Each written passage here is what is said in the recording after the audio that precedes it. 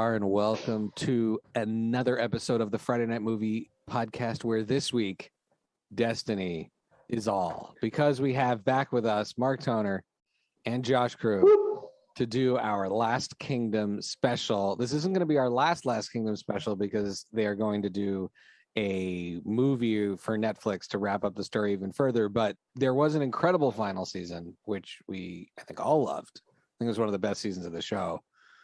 And we just I think we gotta dig into it. But first, Mark, how you doing? Calling in from Paris. We have 2 Europeans this week. Yeah, I'm doing well, thanks. It's good to see everybody. Things the weather here is absolutely beautiful. And I got a high school buddy in town. We're recording music. My little side project, my little COVID side project. I'll send you what we do. Nice. I'm excited. All right. That sounds pretty heavenly, Mark. Just hanging in Paris with old friends, making art.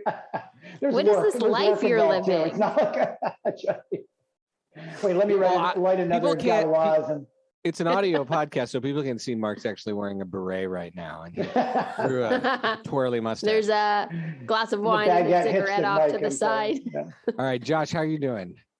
I'm doing well. As I told you guys, I'm still waking up, rolled right out of bed to do this podcast. That's how much I love. Please don't show off about how late you got to sleep in. It's very obnoxious. We'll get there too one day. Yeah. Exactly. No, never. Oh, my children will never let me sleep in. Oh, believe me, there'll be a day where they're more interested in sneaking in as much TV as possible before you realize how much they've watched. Coming soon, especially in your families. Yeah. All right, Becky and Lily, I'm assuming you're okay, unless you got something special to raise. I'm having some technical difficulties, so I'm fine, but just keep going, and I'm going to fix my sound. The Last Kingdom, Season 5. This episode is chock full of spoilers, and even if you've never watched the show, though, this is going to be great. So, I would normally tell people to turn it off for the spoilers, but just soak up, because whatever my general impression of this show is that this is the show that it has all the good things that made Game of Thrones bad and none of the bad things. It is all of the good things that made Game of Thrones good.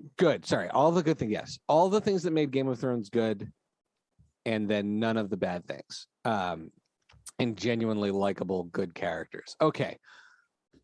Let's dig into, but even though I talked about the good guys, let's start with the bad guys, because they had a lot of ground to cover, because there wasn't just, a villain of the season thing happening here. You really had to wrap up some major characters here.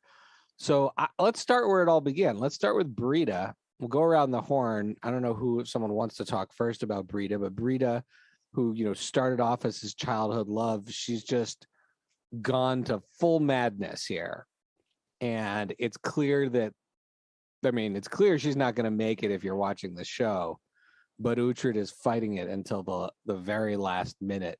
And also dealing with his 2 children, one who is like chock full of revenge, and the other who is a priest who is the ultimate example of forgiveness. So, Josh, Josh, what do you think of Brita's arc and her end? So I think you knew she was going to be one of the bad guys in this season. I think you sort of saw this one coming for a while, that she was going to go like truly off the deep end.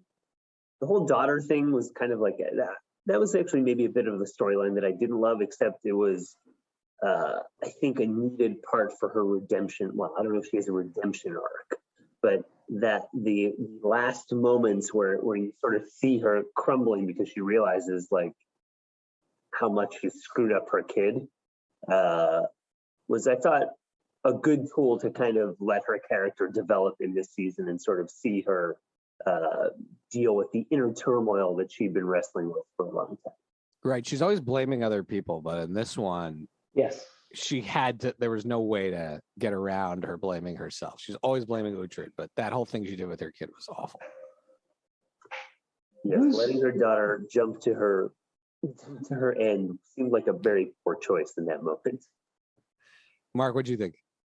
No, I thought, yes, I agree with Josh. there wasn't much of an arc. We knew she was off the deep end at the end of last season and like was plotting her revenge. So like it was kind of picked up, midstream and just kept going. The thing I thought was interesting, and I'm sorry, I'm blanking on his name, the kind of the new priest friend of Uhtred's who's Pure Leg took prisoner. Pure Leg, yeah. Pure Leg, I really liked him. Like I liked him before, but he was a cool character. I'm not trying to take away, but I thought I'm not moving away from Brita, but I thought that he was that whole dialogue that they had when she took him prisoner, and then they kind of like were just wandering around, but he at the whole time was trying to tease out why she was so angry and like kind of trying to get her to work through her issues, so to speak. I thought that was kind of a cool narrative device. I like that part. Well, that's a good point. Go ahead. I was going to add, she ultimately can't let go of her anger, right? Like she stabs them. Yeah. Right. But for me, the whole Brita storyline, it all comes down. It's all about her and Uhtred. All of it is just like, it centers the center. It's in it. And it's, they are a part of each other. Right. And she is a part of him and he is a part of her. And that's why it's so painful for each of them, what they've been through, and the ending where they are, I guess, reconciling, or he is or she is having that moment of coming around and that real moment of redemption, which she couldn't get with Dr. Beerlich. Father Beerlich. He's a therapist. Father Beerlich. That was excruciating for me in those final moments between the two of them, because no matter how much Uhtred has lost, and no matter how evil Brita has become, she still knew him before all of that, right? She's the one person still alive, still around, that really knows who he is since being a child, and it was so excruciating for me when she died. But it was, I thought, a very beautiful poetic ending to her story, how they don't just let her go out in some fiery blaze in a battle and get her revenge and they turn her into the big bad, but they really dig into the importance of her character and how that informs Uhtred's story, because ultimately it all hangs on Uhtred. Right? And she has to serve his story. His daughter. I thought to me, so what's interesting is I felt like the Brita piece slipped away. And I think this is actually really great about it. The Brita piece slipped away. So not only did they end the Brita arc, but they gave you a lift to Uhtred and his children. So it wasn't, it was Uhtred versus Brita and whether or not he was going to forgive her. But I felt like so much of season 5 was Uhtred becoming the parent that he never had been and wrestling with the fact that he was like an absent parent. And so the Brita thing, and that's what a lot of the rest of the season deals with. And so the Brita thing, I feel like really was used for that too, which I think was amazing. Lily will be allowed to talk when her sound is better. Okay. I don't know. I'm sorry. I'm just so sorry. I'm so proud of myself for getting this far. I'm doing it through the phone. Okay. So where do you, I unmuted on the computer, but does that mean you hear me through the phone? No, it's just you're using your phone as your microphone now, and it's synced with your voice. So you can mute on the computer or the phone. Okay. I got so everyone. Far that was a free Zoom TED Talk. All right. All right. Okay. We're moving on from Brita though. Lily. You missed it. No, go ahead. I just close out Brita. I'm just going to close out Brita by saying that I think that few epic relationships are culminated this way. I just like that come to an ending this way. There's so many ways she could have died in the show. There's so many horrible things she could have done, and even worse things. And No, I wasn't listening to it. Anybody was. This is now the continuation of last week's episode when Becky wasn't paying attention. No, but to be fair, if I wasn't paying attention, I couldn't hear anyone. All right. But but it is the gist of it to me is that I thought it was perfect. That was done perfectly. It was beautiful. Right. So I can't let it go quite yet because, Go ahead. Yeah, you're right, Becky. You kind of brought up the thing like she was, so much of her character was rooted in this kind of simmering anger that, Uhtred took a different path, or that like she could never come to grips with. I don't know whether it was the loss of their relationship or that she felt he betrayed his essential, Vikingness or whatever, like, I don't know, but he couldn't she couldn't let go. She couldn't let go. And she felt like, Uhtred rather became this kind of like, almost like, catch-all evil of, for her. So I think that was interesting. That's a good observation. Yeah. And also I think she's jealous of his choices. Yeah, true. That's exactly it. Like he made all the choices that she couldn't or wouldn't make. Yep.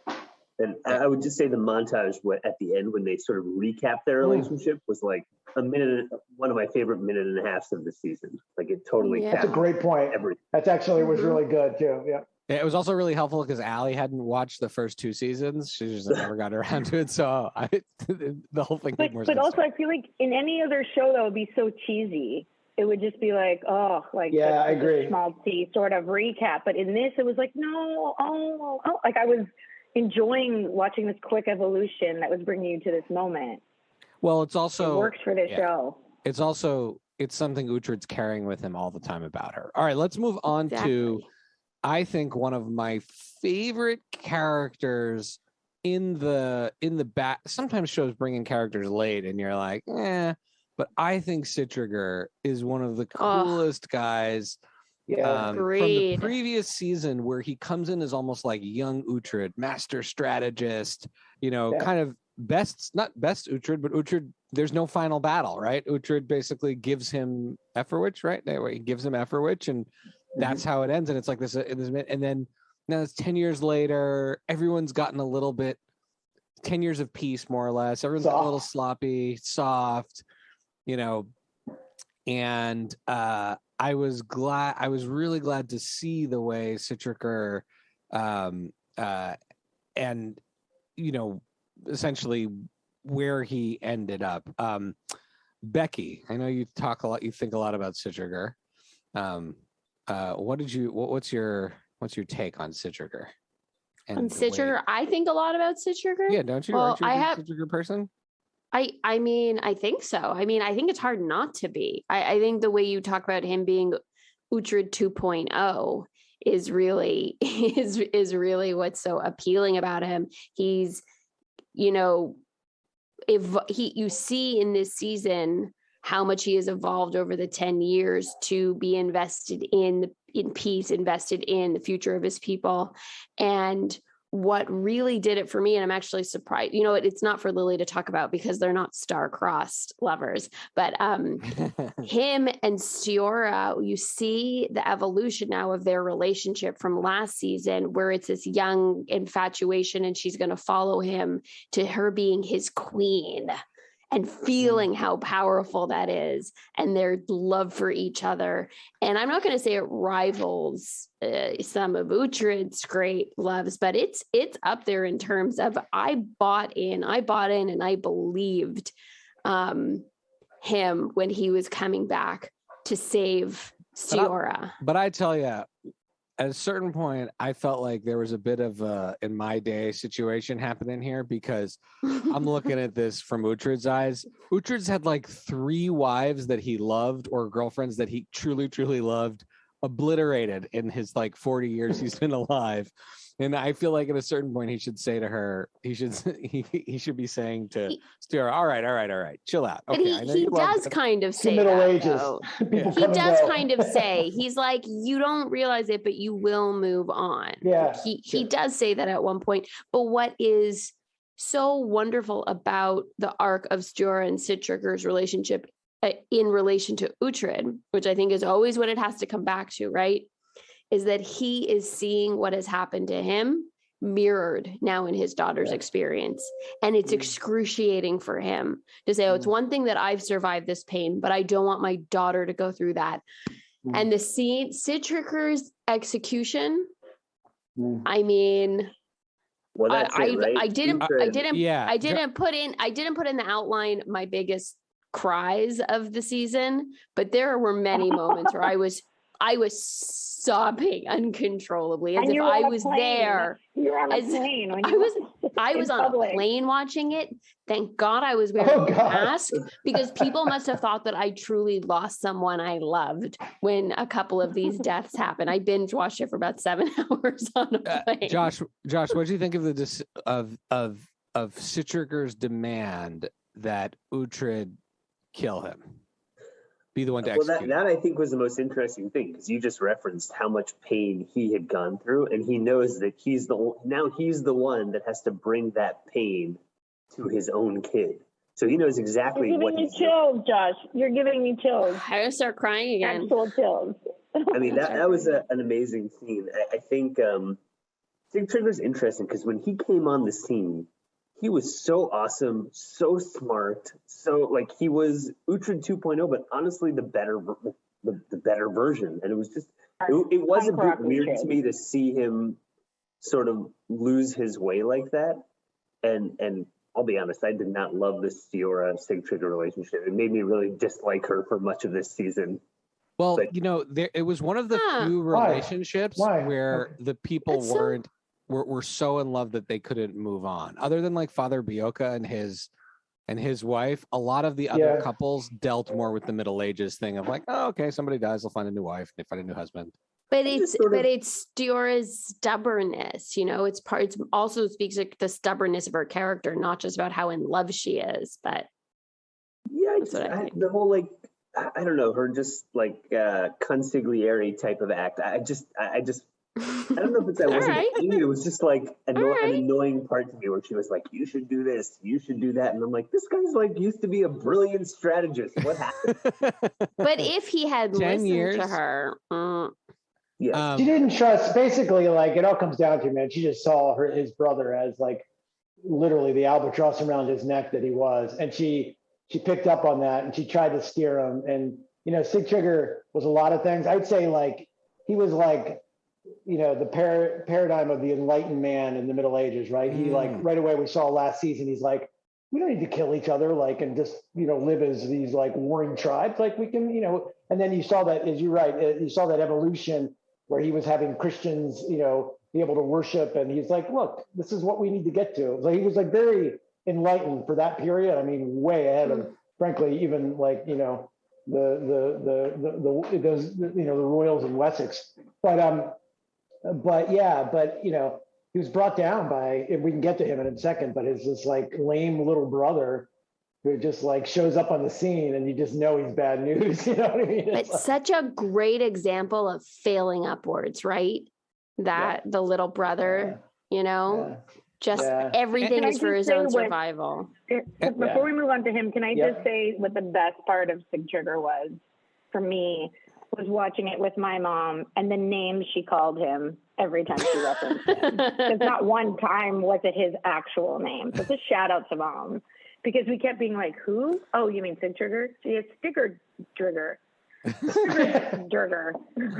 I can claim it. I feel like there's so many versions of like I have to look at like Ethelfled, Flafflefled, Triplefled, Athelfled. Like, I don't know who. This is one of my chief complaints of the show. Just take a little like I can't remember who you're talking about anymore. Weird way. Why not take some creative liberties there and just give us slightly pronounceable names? I admire them. I give them credit for going full-fledged on the names. Well, those names.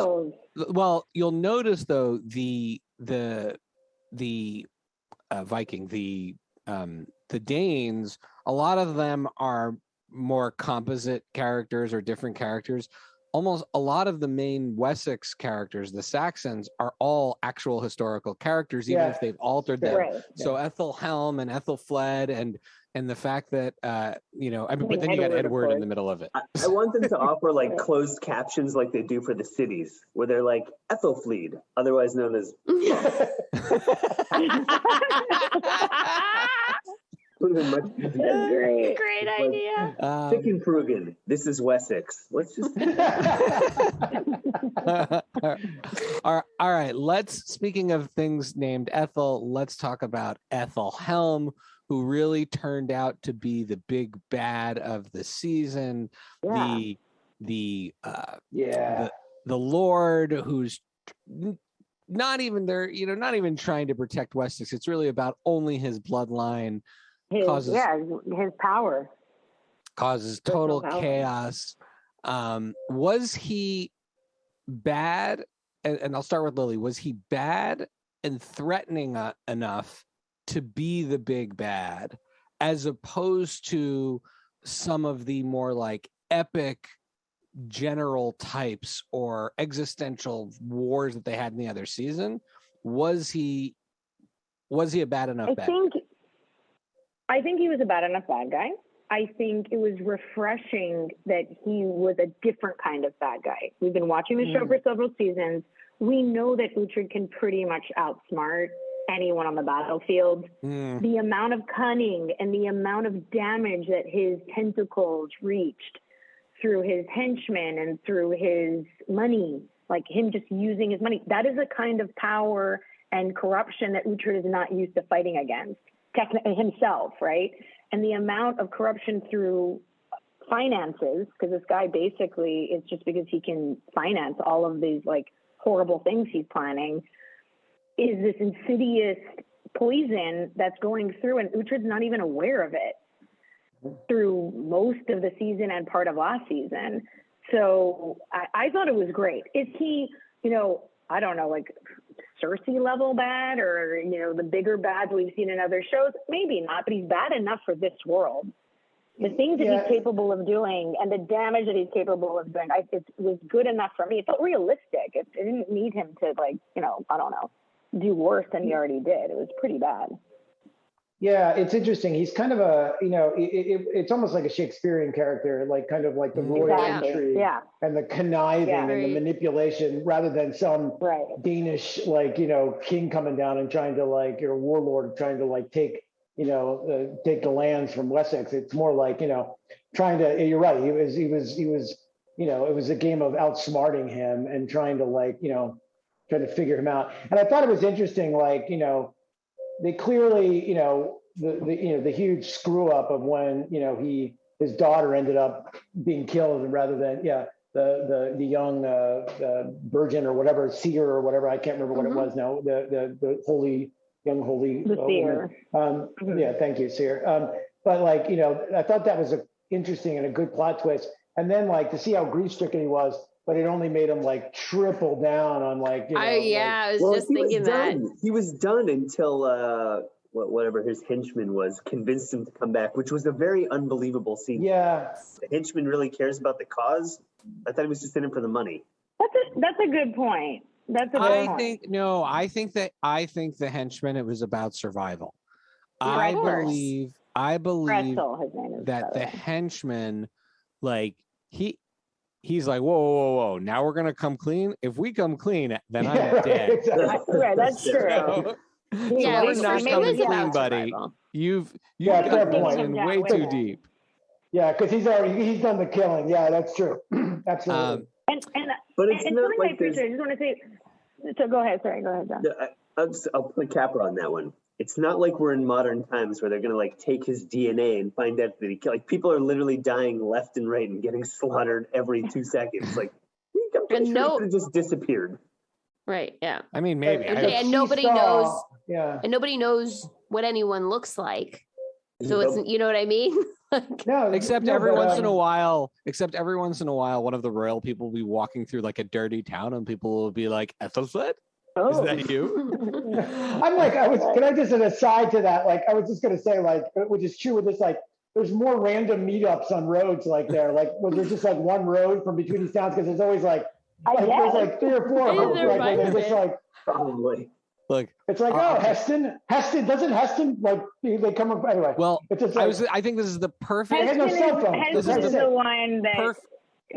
This is the perfect moment to get into Heston, because Heston is the one who uncovers the murder on the road, and he's reintroduced. And I actually had to do a double take because I don't remember the last time I'd seen Heston in the show. I think he lost a lot of weight. He was trying to go straight. Like, he was trying to just like do his own thing. He was. Well, he was just he was just like making money. He sort of like he settled into the guy he really was, which was low level criminal who liked gold. Yeah, exactly. Yeah. He just wanted to like make some. He found his path. He found his path.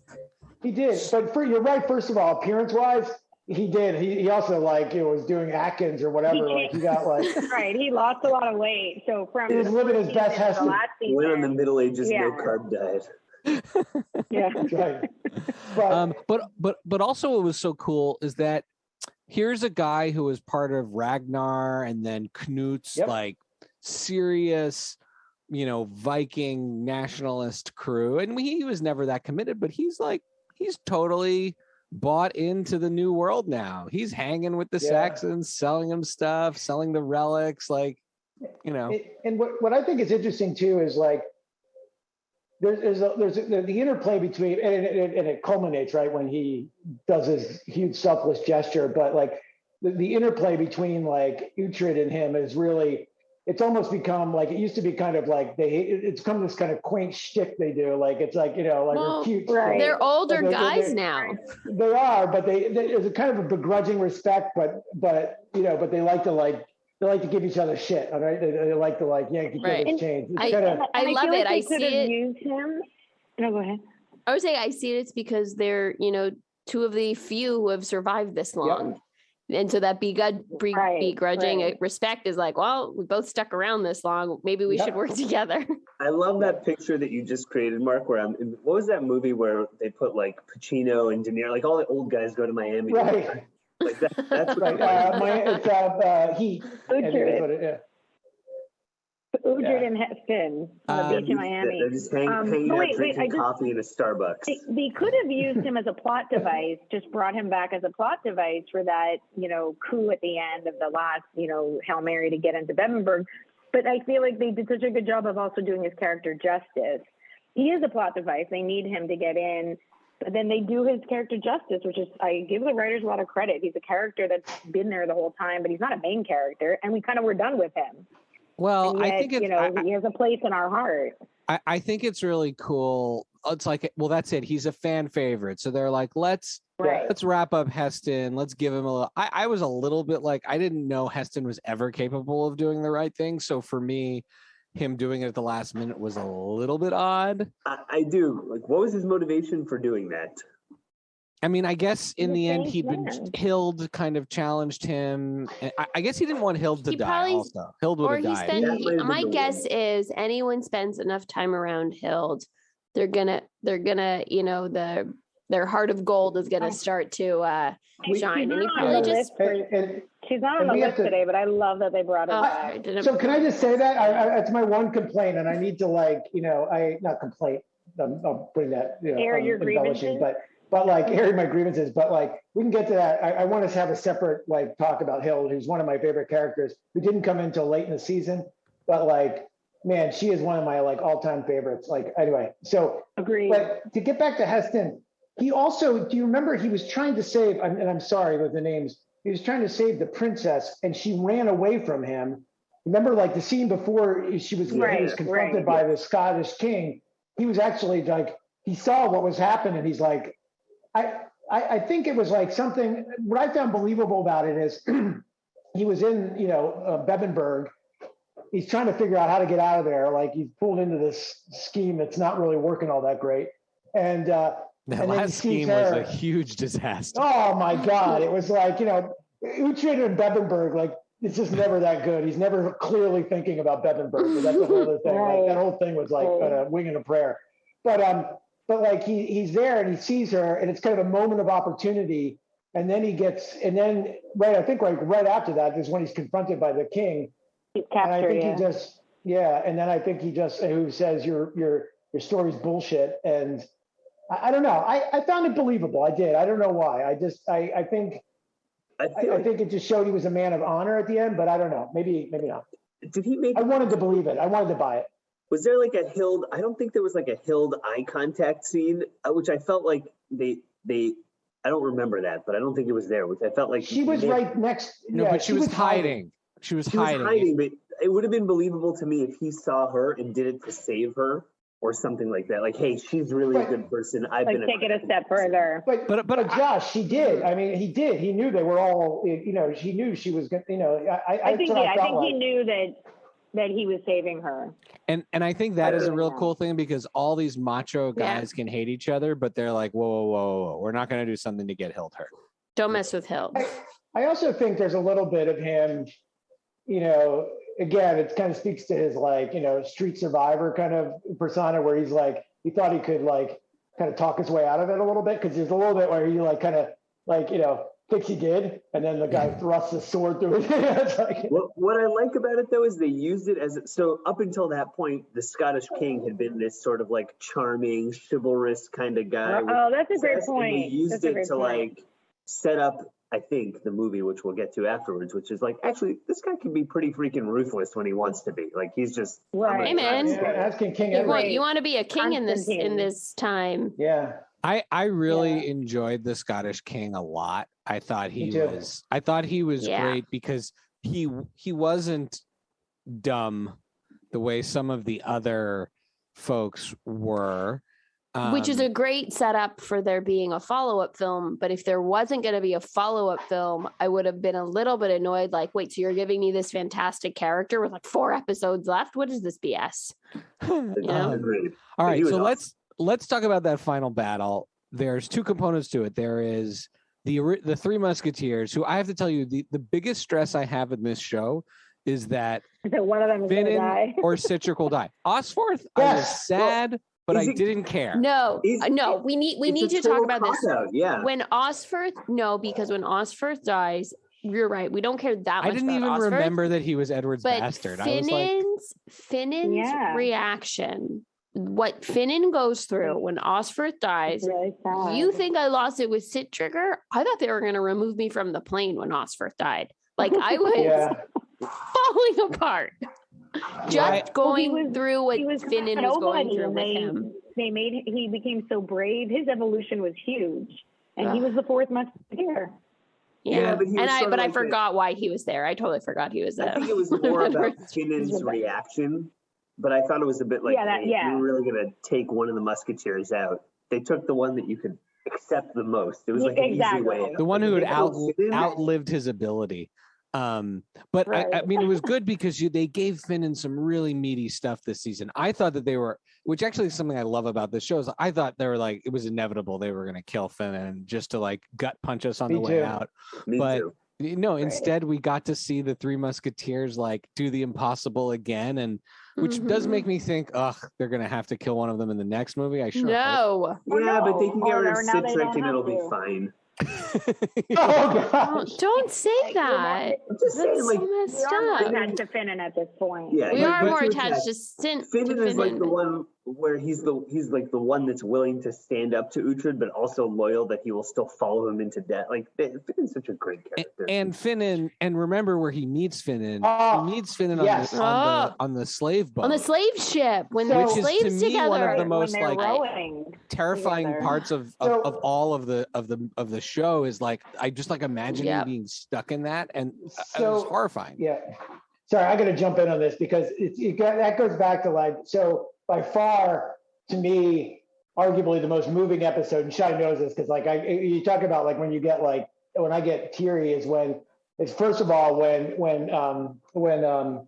Ragnar and Hild basically never give up looking for him, and they come and get him just as that one-eyed bastard is going to kill him, and then Finnan has that great scene where he can barely. I mean, they do that so well. It's so well done because they're so weak from years or something on the on the slave ship, and he barely can hold his sword, and he just walks over to the slave master and he goes, pull, and just like, it's like, seared in my brain, that scene. But then, and then the next thing that I find so moving, because it's, Ucher's broken. I mean, he's sorry. We're off the. I know I'm off the season, but like Ucher's broken after that. And that scene with Hild when she finds him in the field and like gently like takes his shirt off and like she sees his back and like, oh man, I like that. That is like, and that's so well acted too. It just that's an amazing. It's so the slave ship or the slave experience is like I think one of the most moving parts of that, and that's where Finnan comes from. So you're absolutely right.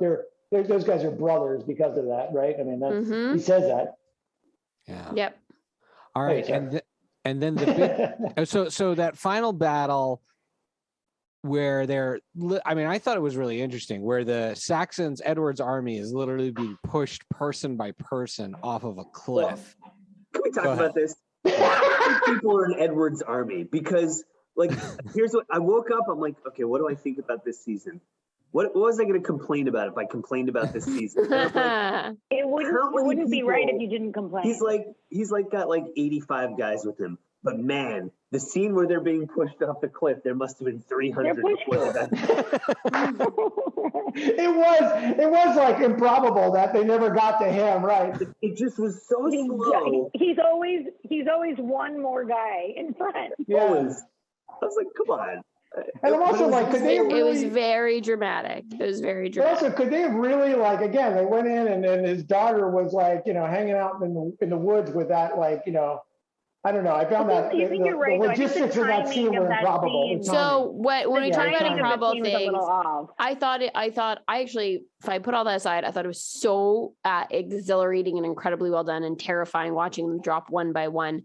What I need some help understanding is at this point, with how angry Stior is and how much she wants to see, Edward and she wants to see everyone dead. What actually convinces her to come in? Her father's going to die too. Yes, they're all going to die too. Wait, but does she Uhtred care? go out and convince her? Who convinces her? No, it's Lady Ellsworth. Oh, Lady Ellsworth and Edith. She's very convincing. Strategist. Like she was like the most hated character earlier in the show, and then talk about an arc. Talk about a character arc. Yeah, wow. That's true. And her and Uhtred together too. And her just being the like annoying mother-in-law in the last season, or the annoying mother. Well, like it's very cute. I love that they weren't afraid to do a little bit of comedy with her because, like, when she stabs the guy in the neck and she's bragging. Oh yeah, that's right. She's bragging, and he's like, "Take it that's down." Actually well done. You're right. That is funny. And she said, "With my bare hands." And is it someone or Edith? Someone correct her. She's like, "Well, you were wearing gloves." You were wearing gloves. I love that. She's a good actress, I think, because she took you from like really hating her to the comedic aspects to then her actually being like a strategist and kind of knowing what's best for her son. You couldn't pull it. You could not pull off her character arc. I think you could get away with her being the heinous bitch that she was in the first few seasons. Yeah. But you could not pull off the amount you want to evolve that character without like taking a huge bet on someone that had to be a great actress. Because you have to be like, you have to be like, I need this to be someone that people can root for. Because she threads that needle very carefully over the course of especially from last season to this season when she's held hostage, that. And she's almost killed. Yeah. That's a very good point. I hadn't really thought about that. And some shows, I'll say in some shows, I feel like the shows evolve a ton. And then they get to end the show. So they're like, all right, we're just going to tie everything back to the pilot, almost as if nothing happened, right? Because, whereas this show, I feel like all of the ties back to the beginning were so rich and so earned. It was great. Guys, I want to go and rewatch the whole series right now. I told Allie to rewatch those first seasons. I'm going to get a babysitter. It's raining today. We'll get a babysitter, and I'm just going to lock myself in my room and rewatch it. But I'm curious what you guys think of the fact that the last battle was so chaotic and such a shit show. It's a real telling of the fact that nobody's battled in 12 years. And they're all out of practice. That's how I felt. That like, there was no shield wall or any of that. Right. right. It was like a huge mess. Oh yeah, there was so much shield wall in those first 3 seasons. So much shield wall. And this was my big shield takeaway was it really sucks to live in the Middle Ages. They're like, hey, your job for the king that I don't really give a shit about is going to be to hold a battering ram and have burning oil poured on you while someone tries I mean, that's what they did. Like, somebody did. Yeah. Somebody had to do it. Oh my God, that's amazing. Yeah. Okay, Becky did a masterful job putting together an epic run of My Rent Meh here.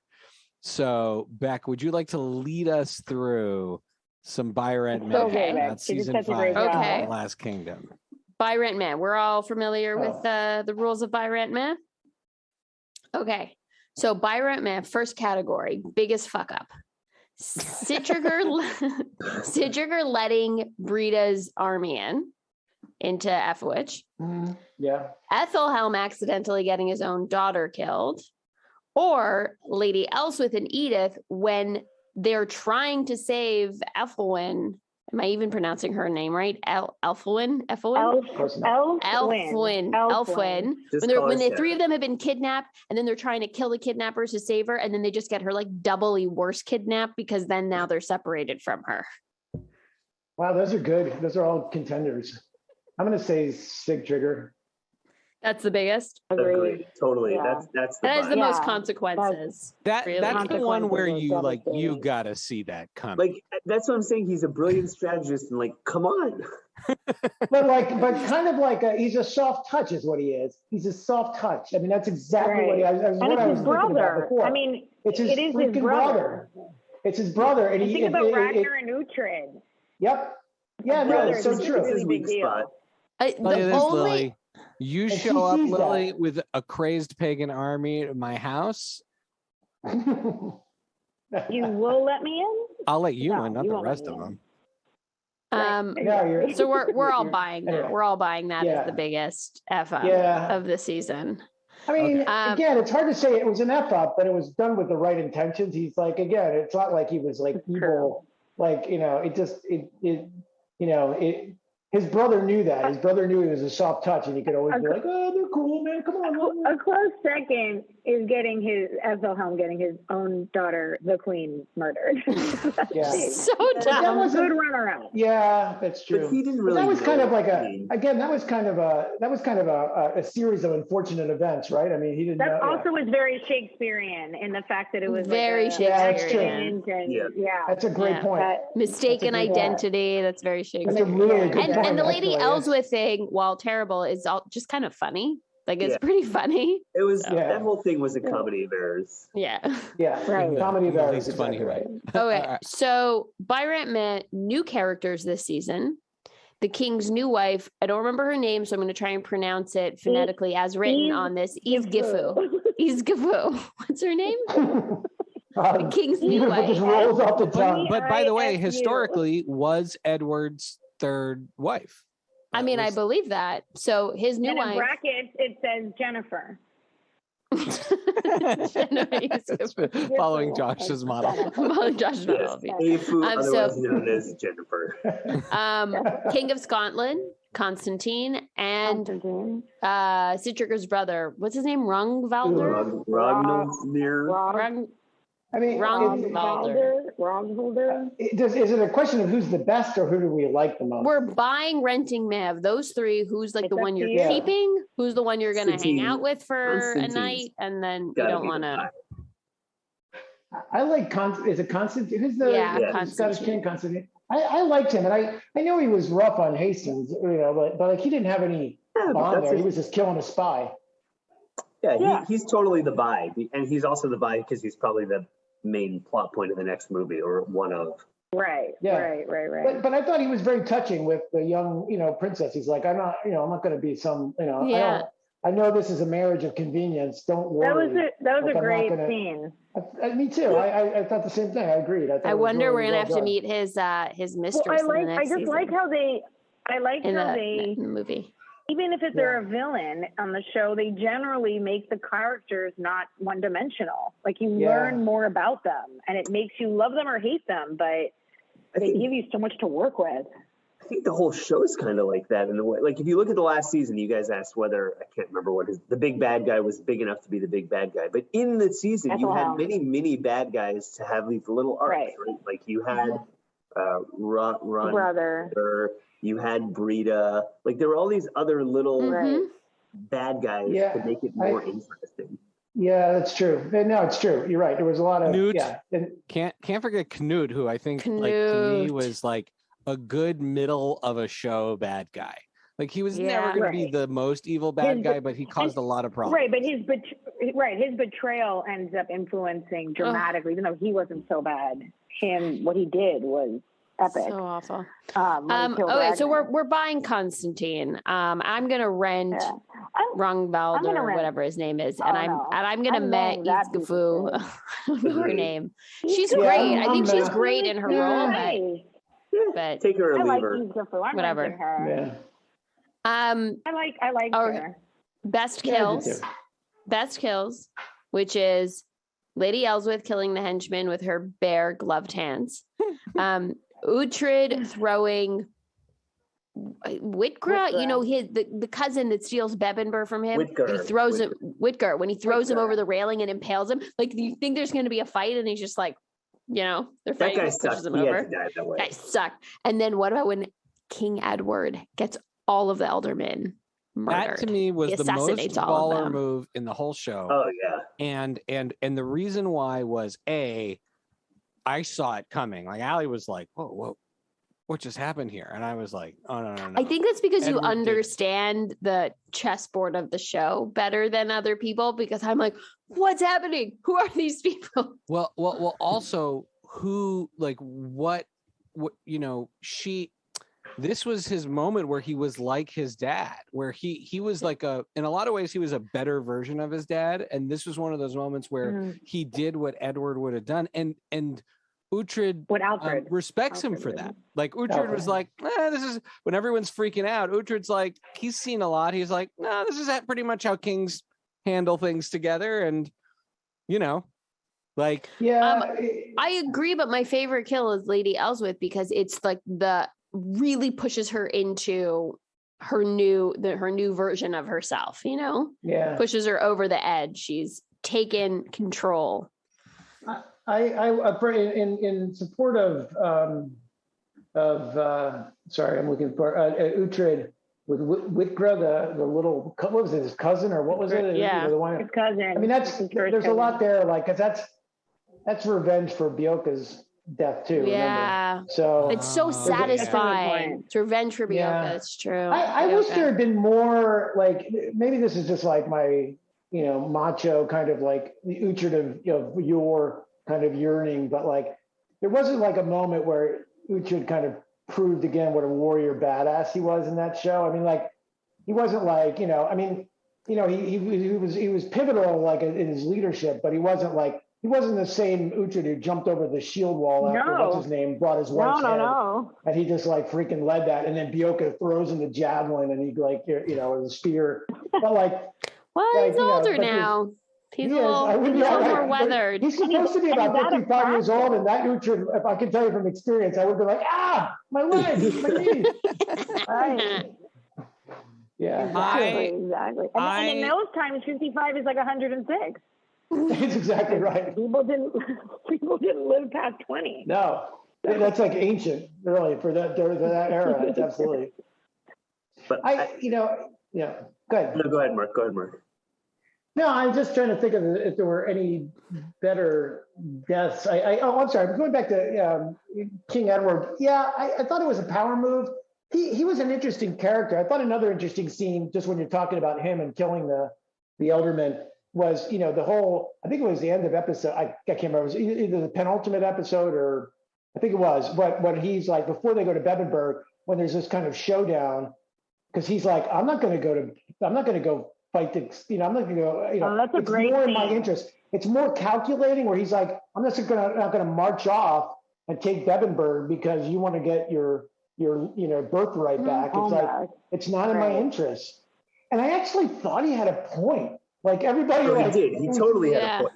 Like I was like, you know what? I'm like, you know what? He makes a lot of sense. I was like, everybody else is like, But it's what's so interesting about his character, I guess, is that he comes off as so smart, but I think his killing of the Elderman also triggered this like egotistical side of him. Yeah. Because I agree, he's like super, super smart, but at the same time, he's about to make the dumbest decision.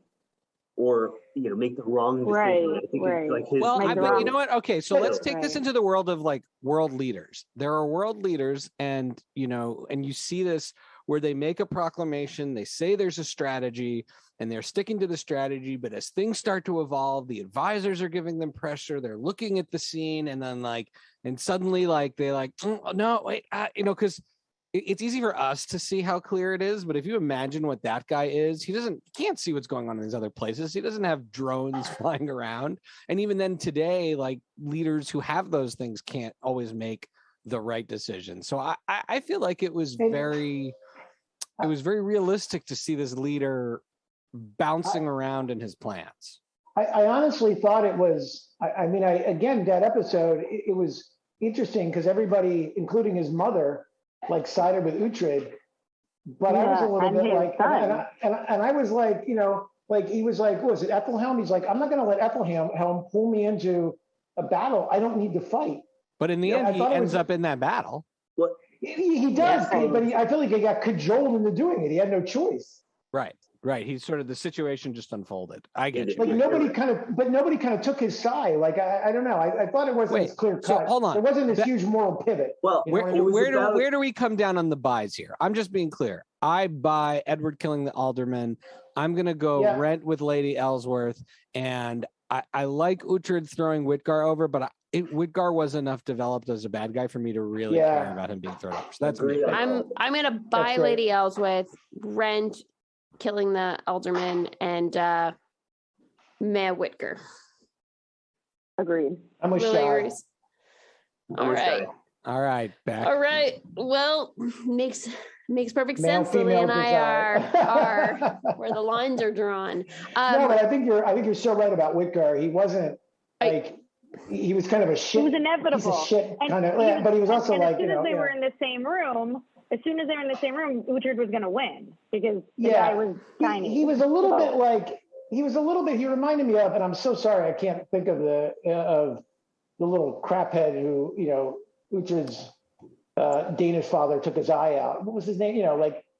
That guy too was just kind of low-key evil. Oh, the weasel guy from the first. Yeah, just a weasel. That's exactly. But he was a weasel. That's exactly right. Whitgar was just kind of an evil. Oh yeah, weasel. I forgot about that guy. Yeah, he was the guy who was going to kill. He was going to kill Uhtred when slavery, and then the cavalry showed up, and with Ragnar and. I would have been happy with so many more flashbacks. I normally don't care about flashbacks in a show, but with this show, I would have been show me more Hild, show me more everybody. I just want to see I thought Hild was. I was so glad. Halfway through, I'm like, if Hild doesn't show up, I'm gonna get really angry. Well, we'll get to the movie, but I think she's been set up to play a major role. Should we do our predictions for? Well, you have one more. Do you want to do the last category? Yeah, we got to do the last one. Okay, last category. Last category. Saddest death.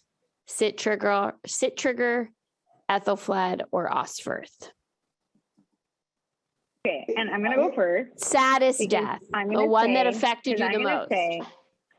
I thought that, and I keep thinking about it. I've thought about it many times since. Ethelfled's death was one of the most, I'm sorry, I'm getting teary-eyed thinking about it.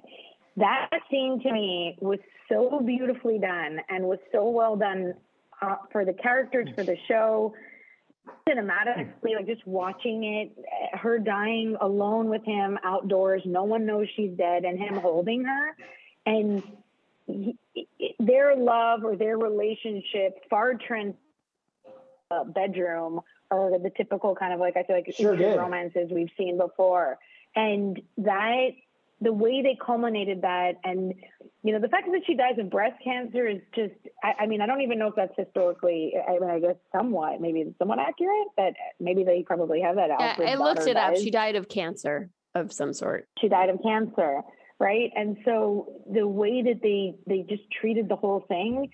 And then that ending scene, I was devastated. I thought they did it beautifully. So I'm buying that one for sure. I don't know what anybody else. I have to tell you, that is my man. I just didn't care. Oh, I love that. So, Shai, what I'll say about that is they kind of, there was no, like, she kind of was delivered into this season, like, dying. Like, and I get they had to move it along, but it was like, I felt like right away, I was already kind of distancing myself from her from the first episode because I was also always creeped out about this relationship. He's essentially her uncle. Oh, no, he's not. The show begins before she's born, and she's like flirting with him when she's a teenager. I mean, it's beautiful that they found love, but he's got to, like I just and I feel like, yes, he loved her, but like he also had a bunch of other loves, and so I'm sad for him. But I think this is the one that he never got to like actually have, right? Right. Because she gave it up essentially. His second wife, third one, Gisela. That's the real big. The one that he had all the kids with. The Danish that's wife. His real big life. That's the real big love.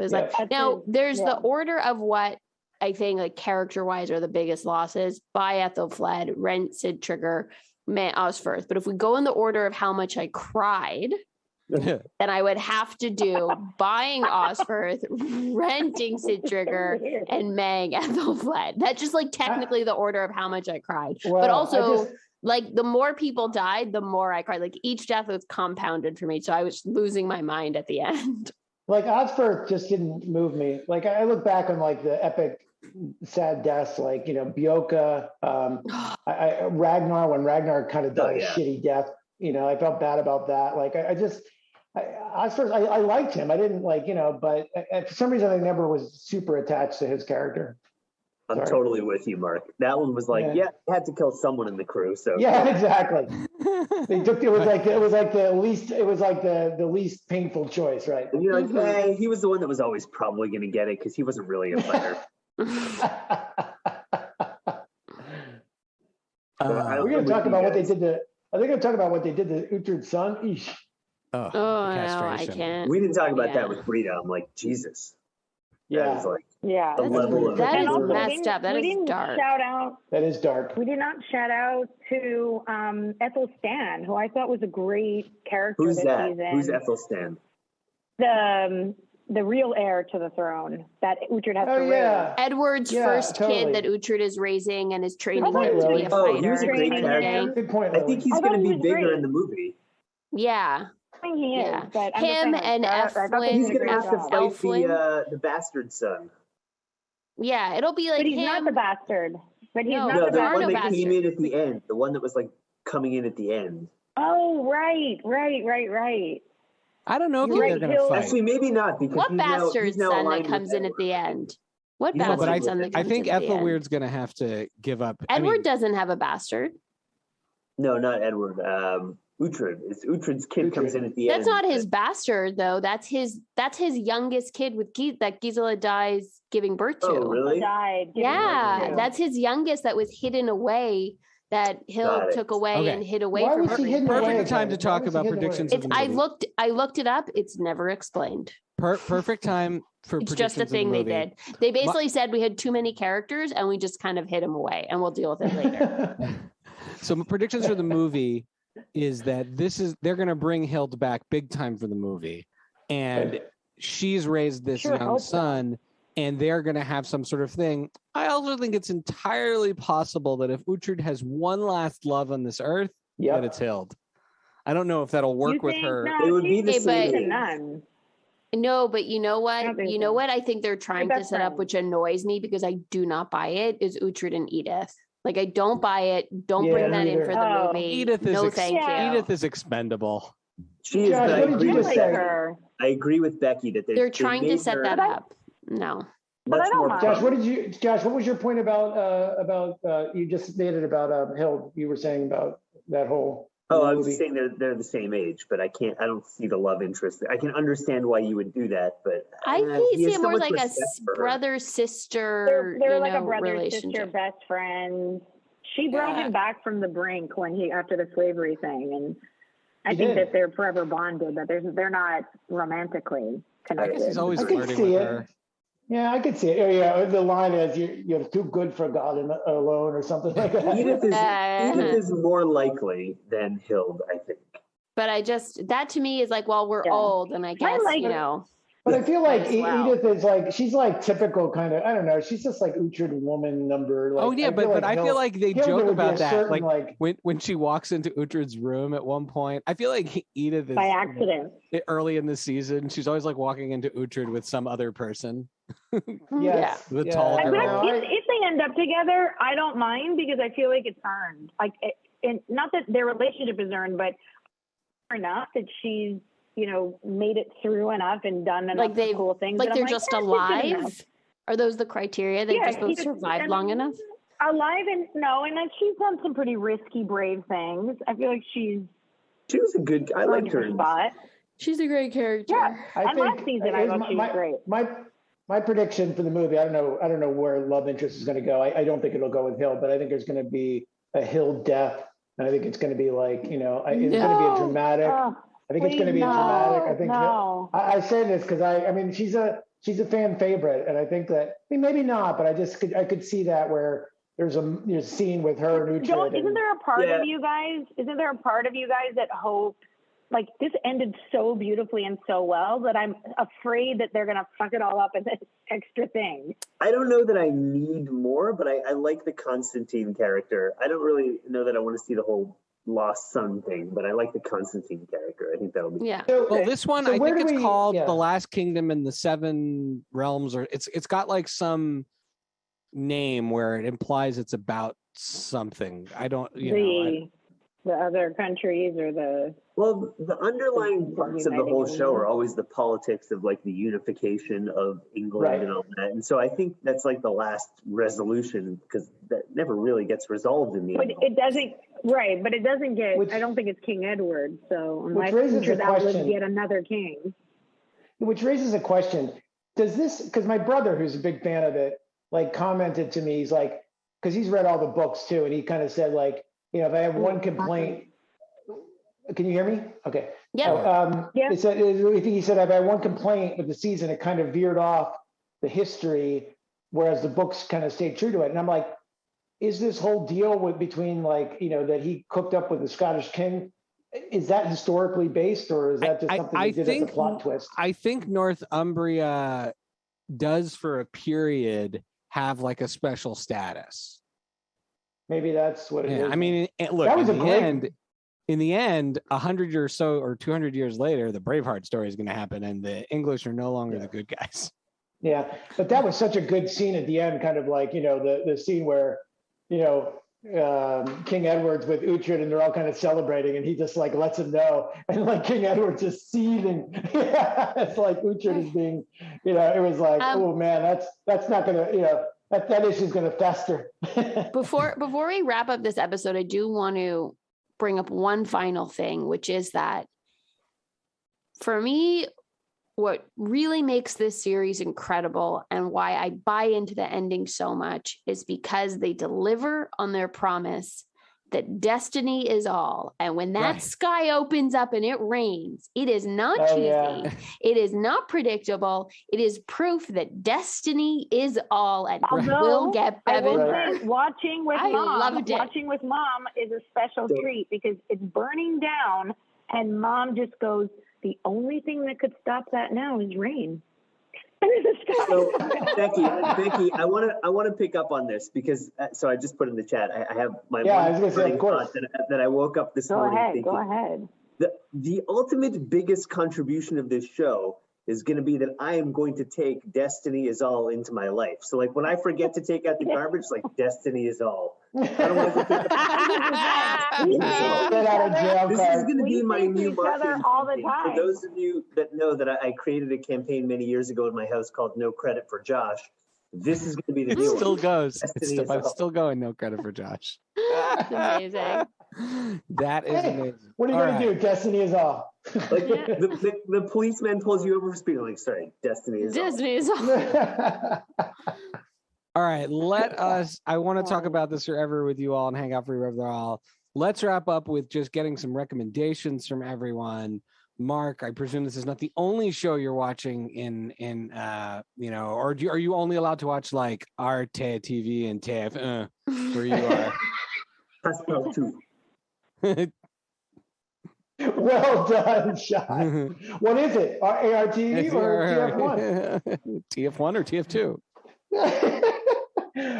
I'll go last because I'm caught off guard. I forgot that part of the show. All right, Josh, what do you have? Yep. Josh, what are you watching? I have two things that I'm watching and then a question. So I am watching. I just finished Moon Knight last night. I thought that was really good. I have to go back and listen to your episode now because you had spoilers in it. Well, so I turn it off. I'll just say about the finale of Moon Knight. I feel like it was a very cool beginning, but like give him a movie. Oscar Isaac's as big a star or as Chris Pratt, or he could be. Make a whole. There's just like French just flying in over the speakers there. Sorry, but I was trying to look at my Netflix. I thought the end really set up either a new show or a movie, but Oscar Isaac's a big enough star to be a movie. Yeah. He was awesome in that. So I really love that. Severance has like officially penetrated my brain. I literally had a dream about Severance last night. Really? So freaky and good, yeah, but disturbing. So good. And my question is, what are the rules of I Told You show? Because in the Josh's complaints chat, Becky did agree to an I Told You show. Not an I Told You show. I'm sorry, a tradesies. Tradesies. So I am slowly working my way through Parks and Rec. Sorry, Becky. Working my way through Parks and Rec, but it's going to be like at least 6 months before we get to the end of it. So you have 6 months until you're ready to start watching Vikings, Becky. All right. Oh, I can't believe you made that trade, Becky. I don't think I said I'd watch the whole series. I think I was like, I'll watch like a season. The first 3 seasons. Oh, I think it's great. easier now that you've cleared 30 the hours of my life. Just go on a plane ride. Hey, I got to tell you, I am a huge fan of the playback speed change. I would not have been. I love Severance, but I wouldn't have gotten through the first half of the season if I had not watched it. Fast forward. I watched it in 1.5. I was like, Shai, should I? Come on, be real. Should I watch Severance? And he goes like. Mark's French Netflix. I keep trying to open up my Netflix just so I can see what the series are. Just mute your computer. Turn the volume. I'll mute you. I'll mute you while you talk to French Netflix. Okay, sorry. Use your phone. Look at Netflix on your phone. You're asking a lot of Mark right now. Thank you. God, it's like La Cage aux Folles. Oh, Les Boys. But I go to Shai, should I watch Severance? And he's like, it's so good as of episode 7. And I'm like, what the fuck? To be fair, I loved it as of episode 1. 7 episodes in. Lily, I think you'll like it from episode 1 the way I did. I liked it right off the bat. Watch it in fast forward or normal? No, just watch it normal. Shai's just impatient. Adam Scott really, really fast. With Shai, he either has ADD or just doesn't get enough sleep. But either way, it's hard. You're right. It's either one. My neurological test was ambiguous. The creepiness of the show requires you to kind of not watch it in like double speed. You have to watch it double 1.25. No. You got to watch it normal and settle into it and be really creeped out by it. It's very good, Lily. You're gonna love it. This is a show for you. 1.25 is fair, though. That's fair. Okay, wow. I'm liking these recommendations. Anything else, Josh? Now? We were watching Chuck with my children, and it is awesome. Oh, Chuck's so good. That's wonderful. There's a little bit too much like naked women sometimes for them. Yeah, and then like that first episode, there's like a whole montage of Yvonne Strahovski just like going from underwear to she's always putting on like knee highs, like whatever garter or something. But last night we watched the episode where there's like the bachelor party for Captain Awesome. I was like, we're just gonna fast forward through like the whole stripper piece of it. Yeah, that show's so good. We recently watched. Okay, Mark. What? Oh, no, Mark's ready. Mark, but you have to say it in French. Ali, d'accord, on y va. I have to go because I have to go to the bathroom. Sorry, it's a really coarse thing. I went. That was when I was like, I'll be right back. I have to go to the bathroom. I know. We're all you didn't say we're much more. Mark, remember I emailed you last night. I emailed you access to the file like in the middle of the night, and you're like, go to sleep. And I'm like, no, I had been asleep. I just had to get up to go to the bathroom because I'm old. Yes. Anyway, So this is going to be a little bit. So here's what we watched as a family, and by family I mean Grace, our 13-year-old, and there were many times I questioned, but we were so far in, we just had to continue. And it's, maybe you guys have watched it. I know it's called Maid.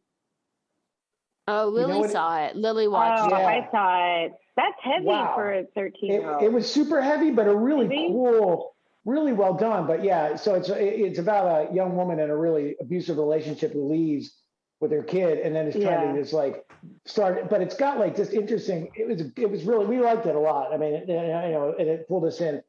I'm also committed because when Peaky Blinders hits, I'm gonna watch the last season because I've already gone this far with that group of roustabouts from Birmingham.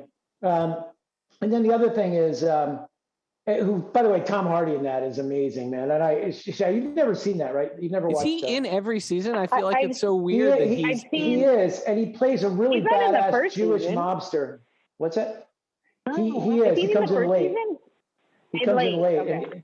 But he's just like it's one of the best acting. It's one of the best roles I've ever seen in anything. I mean, he just like it's almost one of those like show stealing characters where he's just like, anyway. And then the last one I'll say is and Shai knows this, I watched the final season of Brooklyn Nine-Nine, and which I haven't finished yet. Oh, I haven't seen it yet. The first 2 or 3 shows were like, to me, and Josh, it looks like you watched them, or sounds like you. No. I watched Brooklyn Nine-Nine. I was an early adopter. I just never finished it. I never finished it because I was sort of like sad it was going to end. So here's my take, Josh. I thought the first couple shows, like it was they were teetering on a little bit of like, preachy, and then like, trying to deal with the whole police, like, and then God love him, it was the Pontiac Bandit who showed up, and and from that episode on to the end, it was like they just found the mojo again. Yeah, they took every quirk from every character and just packed it into like the last few episodes, and it was just I love that. It ended on such a That's what they did at the end of Parks and Rec. Parks and Rec hasn't. The last season is like that. Like I was afraid. Sorry, I just finished. I was afraid it was going to go like a MASH. The final season of MASH was pure drama. Oh, it was unwatchable. There's no more jokes. It just like lost. Yeah, no, it just was so, and it was so self-important. But they didn't do that. They got that over, and then they played to their strengths. So it finishes. It's a great series. One of my favorite comedies of all time, I would say. I'll shut up. Definitely. I'll go to the bathroom. No. All right. Okay, Becky, what are you watching? So obviously the new season of Selling Sunset, but more so than the new season of Selling Sunset, the just released reunion episode hosted by Tan France is, let me tell you, emotions are, I'm going to not say flying high, they're running deep. Some bombshells are dropped. It was so good. I was feeling bad about making you watch Vikings, but now I don't. You're like, how many hours are you committing to Selling Sunset? I have to tell you, it's pretty enthralling, but it's really hard to watch it unless you have someone to watch with, to scream at the TV with or text with and pause on great outfits and bizarre outfits. So that, and then I actually tried, there's a new series on Apple TV called Roar, created by Liz Flahive, who did Glow, and it's an anthology series, and each episode stars, an even more phenomenal female lead, and it's all these female driven stories, but really strange and a little bit surreal and very artsy and dark and twisted. And so I only had a chance to see the first episode, which stars Issa Rae, and I thought it was really unique and really different from the content that I've seen out there, especially, female stories. So it was super interesting, and I'm going to keep watching it because I'm really curious to see what they're doing with these other stories and characters. So that those are the new things I'm watching, probably other stuff, but that's what I can remember. Okay, Lily, and then I'll close this out. So I made the mistake of watching Selling Sunset a little bit behind Becky and Allie, who Allie feels the need to spoil things, and you gotta. I don't give spoilers. But it can't be a spoiler. Their lives exist in real life after Whatever. the show. There's no way watching. these people's lives actually exist this way. This is definitely fiction. Number one. Number two, I would say that not if you ask Jason. Don't even ask him that because he won't dignify a response. Sorry, I'm just saying if you saw the who's Jason. Like, Shy, if you know, you know. Just don't like Jason Bond from Montreal from our synagogue. No, but I love how Shy wants nothing to do with this, but asks so many questions. 1 second. Give me 1 second. I'll be right. Okay. Just give me 1 second. Everyone interrupts Lily. Russian Doll, season 2. I haven't been able to bring myself to watch it because I love season 1 so much. Weird. I was like, I don't know that I could watch another season. Season 2 seems to, it's a different story. It's just a different weird thing that happens to her. But I love that world that she's created, produced by Amy Poehler. This the first or the second episode is written, directed, starring Natasha Lyonne. Good for her. Jesus, that's like an incredible achievement. God's sakes. So watching that started the second part of the last season of Ozark. And the only other person I watches that is Howie, who texted me like, you done yet? You done yet? So that we could talk about it together. Vlad watches it. Oh, so maybe what do you think of that?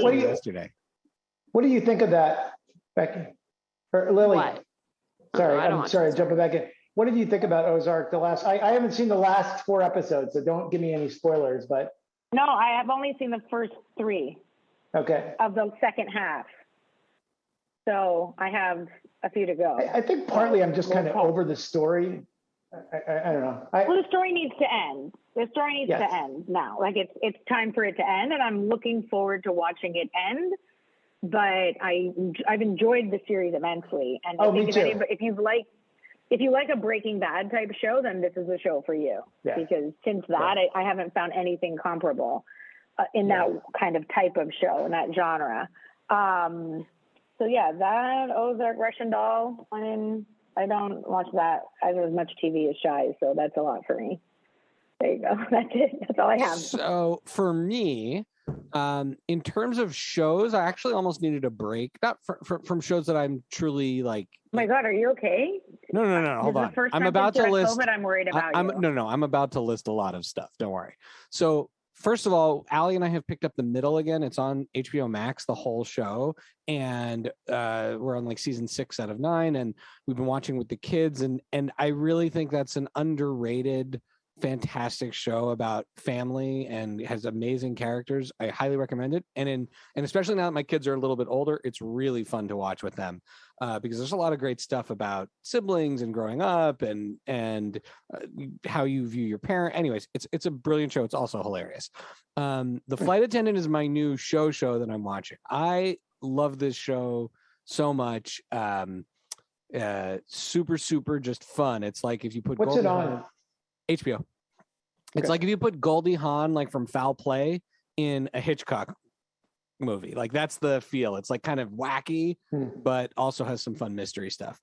And then I've gone on this Adam Sandler, later Adam Sandler journey that started a few weeks ago when I watched the Meyerowitz Stories, which truly one of the best movies I've seen in a while. But I watched The Week Of with Adam Sandler and Chris Rock, which I thought was it had some extremely offensive, sort of like insensitive jokes, but the overall movie I thought was a beautiful story about a father giving his daughter away to be married. And it was like if Adam Sandler made Father of the Bride, and I thought it was just a super beautiful movie. And really well done. And everyone in it, like, even though it's obviously got all the Adam Sandler comedy in it, everyone in it really brought it. And then I watched The Do-Over with Adam Sandler and David Spade, which like I could truly describe as like half a good movie, because half the time I was laughing at the super gross or like classic Adam Sandler, David Spade jokes. And then the rest of the time I was like, what is happening here? And then I'm in the middle of Sandy Wexler, which is another recent one that he made, which is a film he made in tribute to his actual agent. The character is based on his real life agent of this like down and out Hollywood agent. And it's him and Jennifer Hudson. and they have. I'm only halfway through the movie, but as like two actors on screen, they have tremendous chemistry. Like I never would have imagined a world where Adam Sandler and Jennifer Hudson would be a great buddy team. And it's just like not a pair I would put together, but it's I don't think anybody would. No, that's they play these very earnest but quirky characters, and I'm enjoying it. I got to finish it though. I don't know like where it's going to end. I mean, I will say, you find all of these? All of these are on Netflix. They're all part of his Netflix deal. I will say, of they really do break an important convention of this show, which is most movies should be 85 minutes. All of these are about 2 hours. Of them, The Week Of was the one that I watched all the way through. The Do-Over is very, very long. It's not a one-sitting movie. And then Sandy Wexler, I've just been watching it before bed. But I think The Week Of is a special movie and is really worth checking out. And the Jewish family in it is represented in a really interesting way. The wedding scene, and there's some other Jewish things in it that are like straight up authentic. The pronunciations are right. The traditions they do are correct, which as opposed to like someone jumps on the glass and then it has nothing to do with the rest of the religion. So I like that a lot. All right. We'll go around the horn and ask Becky, where can people follow you? At Paper BK Princess on Twitter. And Lily, where can people follow you? CHIK Gomez on Twitter. And Josh, do you want to be followed or do you want to remain mysterious? I mean, you can follow me at Josh Kroo on Twitter. You're just going to see me retweeting a bunch of like Coca-Cola brand stuff, but sure. Okay. Like New York Rangers stuff. And Mark, do you want people to follow you or do you want to maintain a mysterious? I'm gonna, you know what, dude, I've stepped away from I'm kind of a stalker on Facebook. I barely even post. You mean a lurker? I think you meant a lurker. Oh, sorry. A lurker. Sorry, a lurker. Thank you. Not a stalker. It's a good thing I never spoke for a living on the record, isn't it? For the United States government. Yeah. So my words are always spot on. Sorry. No, I have to ask if you're recording some music. Where can? Yeah, well, can we get a track to play on the show at some point? I don't know about that, but I will send it to Shy. Thank you. Do you need someone to lay down some drums? Well, this is maybe take this conversation offline. Okay, fair enough. Yeah. All right. Is it fair to put him on the spot on the record saying sure? So I have a question for you all. So Mark, you didn't hear this story, but I had like a run-in with the guy from Arcade Fire. Not a run-in in a good way or a bad way, but a disappointing way. By the way, Beck is opening for that band. Beck is opening for Arcade Fire. Weird. The world is ending, guys. So am I boycotting the new album based on that experience? So Mark, I bumped into the lead singer in New Orleans, and he was doing something like taking his kid to the bathroom. But I was like, "Hey, we went to the same college and played whatever," and he basically was like, "See you later." Like how many people in New Orleans at that moment? But that's the way. But like, that's probably the way it is, right? Listen to the music. But that's also the way he was like in college. Like he's not a chatty dude. Like for sure. So I should still be willing to listen to the album, right? And I mean, I respect them tremendously, but I don't like that band. Yeah, I don't like the band, so it's easy for me to same Shy. I mean, they're not bad or anything, but I'm a little bit. Josh, can I just confirm? No, go ahead.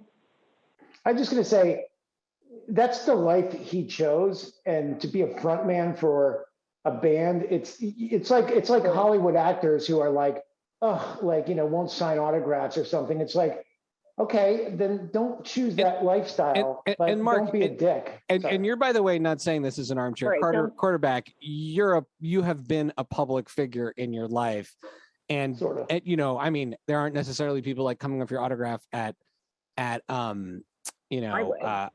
your soccer games, but you've definitely had your share of public coverage of you and your words and things like that. Sure. So you've you're someone I know who has never not owned that decision. Like you've always been very aware of that decision. The ultimate question is, Mark, if you were going to a basketball game, would you wear an enormous hat so that the people around you couldn't see? Because Josh shared a picture of him at the game that he ran into him at, and he's wearing a humongous hat at a basketball game. Yeah, that's just, so he's like, you don't have to be famous. He's like that's a 6.5 foot tall sorry. guy wearing a cowboy hat that's like blocking the. Yeah.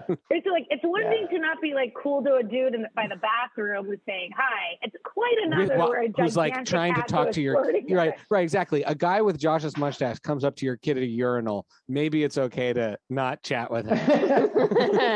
But to be clear, it was not at the urinal. I didn't realize he was. It was at the trough. It was at the trough. Everybody's lined up at the him in the bathroom. I do realize, like I do, and I honestly almost never will stop like a celebrity if I see them. But I was like, he's so noticeable. Lily once found out where Gene Hackman was staying in our neighborhood and drove up to his house. I drove. Well, and he was jogging, and I stopped and said hi to him, and he was so nice. He was so lovely. The only reason I did it was because. Gene Hackman. The only reason I did it is because I was like, oh, this is like the rare case where I actually have a unique. Right, you do have a connection to the person. Like, hey, we both used to play at the Yellow Door. Like, that's a pretty random thing. I don't think they ever played at the Yellow Door. Of course they did. And we saw him do an open mic, and I was like, oh my God, this guy's the best songwriter I've ever seen. Yeah. Where was this? When did he play at the Yellow Door? In Montreal. McGill, when we were in college. We were all in college with him. He went to college with him at the same time. Oh, right. Okay. Sorry. I remember him playing there and being like, holy cow, this guy's an amazing songwriter. But he wasn't. You could never have predicted. That sucks. Predicted he'd be the guy that would wear that hat at a sporting event. but that really. Sorry, I really do I have to bounce. But guys, Josh, that sucks. Then that is a unique Like all it would have taken him is maybe 30 seconds to say, "Oh my God, what a great time those were!" Whatever. Wow, that's incredible. Small world. That's all you got to do. Right? Yeah. Small world, or how about the Shatner Building, or Yellow Door. Like that's just that's crappy. I agree. Now. Or what you would say is that, and then you would say, pardon me, I'm with my kid. I really got. I'm gonna stalk him on social media. No. You're gonna lurk. All right. With that, you can follow me at Pancake and the number 4 table.